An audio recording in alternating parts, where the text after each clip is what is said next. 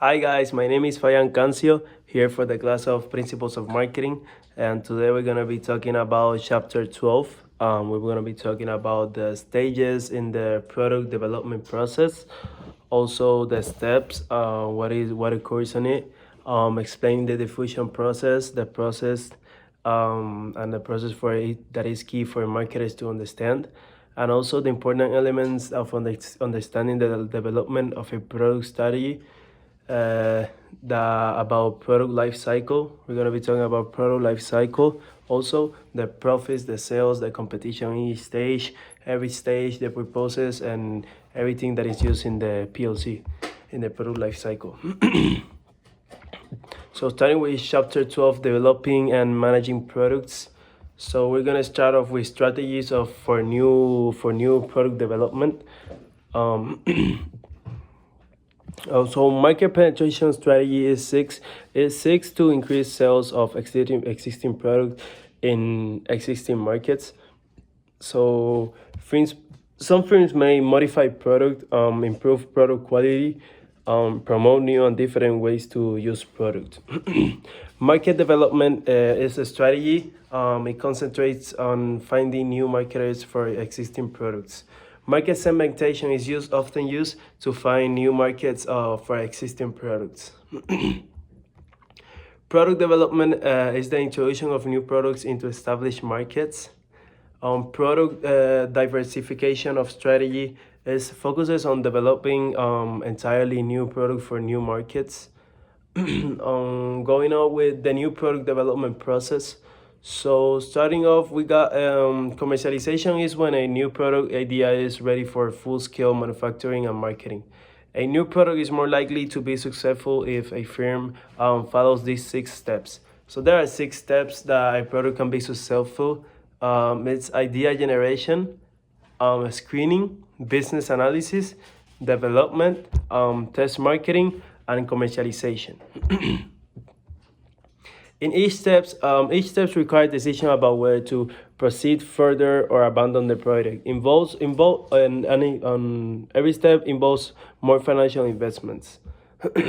Most companies develop a new product by following the 6 steps in order. Um, so idea generation is new product development begins with idea from many sources like customers, sales force, research and development specialists, comparing products, suppliers, retailers, and independent inventors. Screening separates ideas that have commercial potential from those that cannot meet company objectives. Business analysis, as this stage consists of assessing the new products, like potential markets, growth rate, and competitive strengths. And development refers to the conversion of a new product idea into a visible product. Test marketing is when the company may decide to test market the product to determine consumer reaction, verify the product will perform well in real life. Industries that rely heavily on test marketing are snacks, food, automobiles, movies, and more, etc. So commercialization is when the product is ready for full-scale manufacturing and marketing. Commercialization of a major new product can mean substantial expenses for the firm as it establishes marketing strategies, funds production, and acquaints the sales force, marketing partners, and customers with the new product. Now we're gonna be talking about the new product adoption.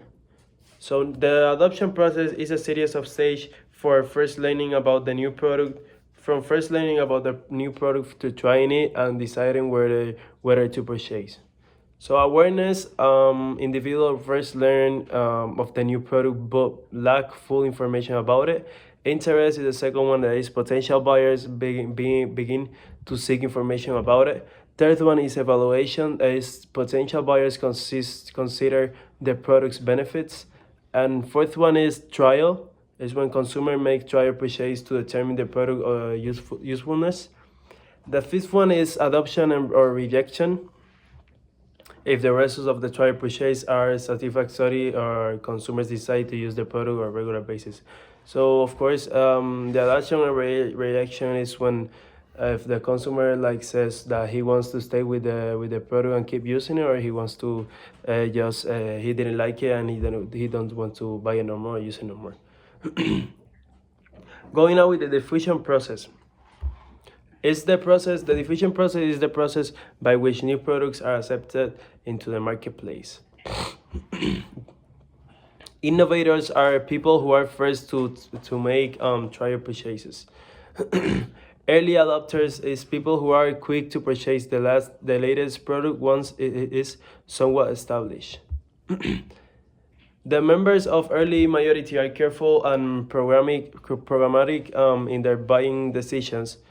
Members of the late majority generally only buy a new product when its diffusion is in the marketplace in nearly complete. Also, marketers can influence the speed of the consumer adoption process by manipulating 5 characteristics of product innovation.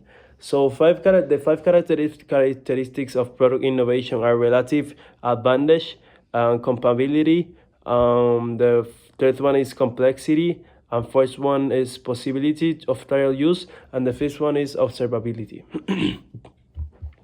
So the first one, the relative advantage, is an innovation that appears to be far superior to previous ideas, offers a greater relative advantage. Compatibility is an innovation consistent but with the values and experience of potential adopters, attract new buyers at a relative rapid rate. The third one, complexity, is generally consumers more slowly in adopting new products they find difficult to understand or use. The fourth one is possibility of trial use, and is an initial fee or discounted trial of a good service allows adopters to reduce the risk of financial loss. Observability is the fifth one, and it's about when potential buyers can observe an innovation's superiority in tangible form, the adoption rate increases. Going on with the product life cycle. So the product life cycle is the progression of a product through 4 basic stages: introduction, growth, maturity, and decline. So the 4 stages of product life cycle are introduction, growth, third one maturity, and fourth one decline. In the introduction stage is the first stage of the product life cycle, in which a firm works to stimulate sales of a new product. The second one, in the growth stage, is when a firm starts to realize substantial profits from its investments. The maturity stage, the third one of product life cycle, the third stage, is when in which industry sales reach a plateau. Industries of profits continue to decline as competition intensifies. The first one is decline stage, so it's the final stage of the product life cycle, and it's in which innovations or shifts in consumers' preferences bring about a steady decline in industry sales. Going on with marketing across the product life cycle. So we have the introductory. So in the key marketing challenge, so introductory needs to stimulate initial demand. In the growth, for a key marketing challenge, need to encourage trial purchases. In maturity, we need to counter intense competition. And in decline, in the fourth one and last product life stage of product life cycle, maximize the market. The key marketing challenge is to maximize remaining profits. Marketers are usually try to extend each stage of their product life cycle as long as they can.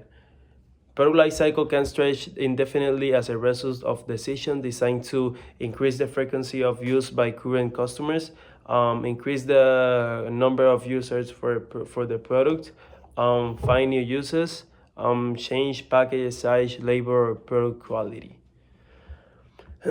So during the maturity stage, total sales can continue to rise if current customers buy more frequently than they did formerly.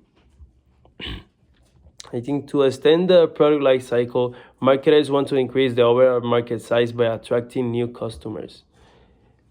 Going on with the product mix. So the product mix is the product line. Product mix is an assortment of product lines and individual product offering.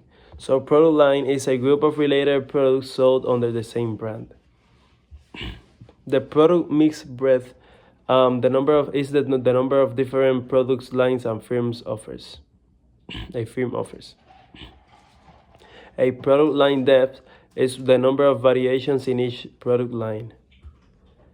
Adding the breadth and depth to the product mix requires careful planning because otherwise a firm can end up with too many products.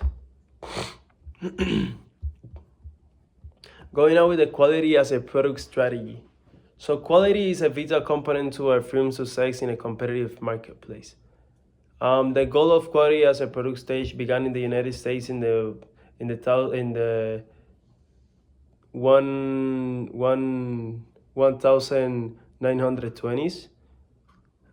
The quality movement also is strong in the European countries. Some methods of ensuring product quality include benchmarking, Lean, and Six Sigma. And benchmarking is a method of measuring quality by comparing performances against industry standards. Six Sigma targets defects and unnecessary variations. Service encounter is the point at which the customer and service provider interact. The service quality is the perceived level of service a customer receives.